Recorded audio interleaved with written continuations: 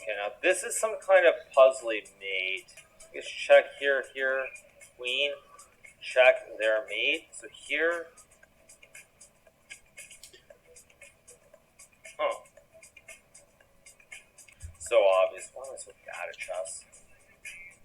Hey everyone, welcome back to another edition of my videos. Today I wanted to show you a really interesting puzzle that you just saw from that clip there by Hikaru Nakamura, where he was trying to solve this puzzle on the Puzzle Rush survival mode.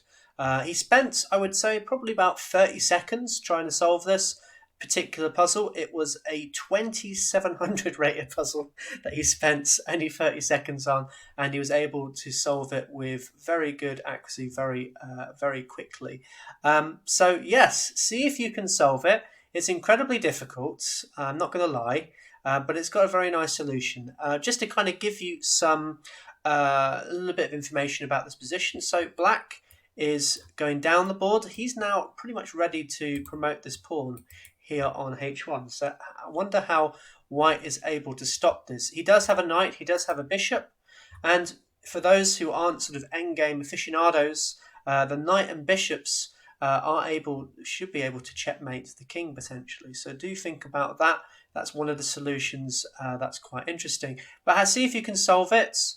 See if you're able to get this endgame that Hikaru managed to solve in under 30 seconds. If you really want to test yourself, yes, do see if you can solve it in under the 30 seconds, but we'll see anyway. So let you pause the video and see if you can solve it. Okay, so here's the solution, but I'll firstly show you a failed solution, something that white needs to be careful of here. So if, let's say, he plays his bishop to e6, which looks tempting. It looks tempting because we're pushing the king closer to this corner. This, in fact, doesn't work. The king can come over to b8 as an example, and there's not really a whole lot that white can do here. He can't stop this king from coming to this a7 square where it won't be able to be checked anymore. His pieces just aren't coordinated enough just yet. So, if let's say we put a knight to d7, king comes to a7, there's just absolutely nothing that white can do here. He might want to play, I don't know, something like this, after which the queen is going to promote on h1. Black is probably winning in this position. He just has to find a way to somehow separate these pieces away from his king and then be able to throw in a few nasty checks with his queen. So this is a failed solution. So going back, what should white do instead? Well, the actual solution to this is pushing the black king the other way. Would you believe it? So now if we play our bishop to a6, which is the start of the solution, king comes to d8. If he goes the other way, this is pretty bad for black. He's going to get checkmated in 3 moves now. And the solution to this is very, very nice. We put our king to b6. This has the purpose of stopping the king coming to this square. Now, there's really nothing that black can do. His king has got no useful squares it can go to. If, let's say, he comes to a8 now, we throw in the check with the bishop. The king comes here, and now we throw the final checkmate, knight to d7. Really, really nice. So that doesn't really work for black. He's got no good moves there. If he decides to promote his pawn, which seems to be a bit more logical, let's say he does pawn to h1 with promoting to a queen. Again, we have a similar checkmate. We throw the knights, check first. King can only go to a8, after which we deliver checkmate with b7. Really, really nice. So that's a really, really nice solution that way. But instead, the probably more testing solution, and actually the more sort of quite beautiful solution, as you'll see in a minute, is what happens after king to d8. So the king's going to go this way, and is there a way we can stop this king from kind of coming over to the wrong coloured square, where checkmate is then a little bit harder and not very difficult to achieve now? Well, we in fact can. Firstly, we put our knights to e6. We throw in this check, and you're probably asking yourself, well, surely the king comes over. Where is all the checks? I mean, what's going on here? Well, there's a very beautiful, quiet move in this position. So now the quiet, amazing move is bishop to e2. What a stunning move.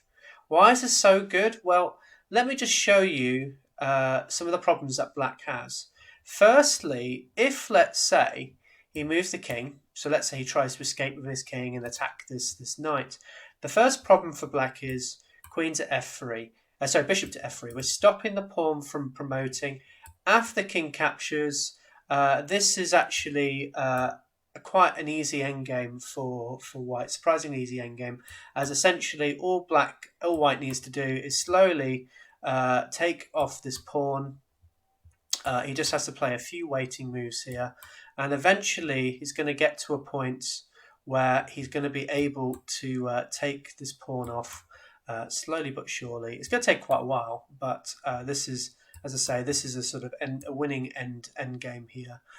So king to d6, and eventually, if let's say black tries to hold on, we're eventually going to get to this point where the king can no longer hold on for any longer. We're going to take this off, and it's going to be a simple solution. We're going to eventually grab the other pawn and win this one. So it doesn't work for black. So that doesn't work. But let's have a look at a much more testing idea. Let's just say we promote to this queen. I think this makes the most sense here. We're going to get our queen. What can white do about this? Well, here we're going to play bishop to h5, and would you believe it? There's no good moves for black here. If you try, he can't escape with his king anywhere because all of the squares it can go to are covered.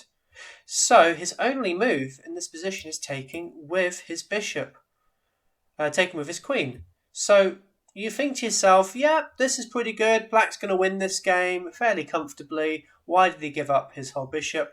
But then we've got this move. Ouch, what a move. So now we're forking both the king, we're forking the queen.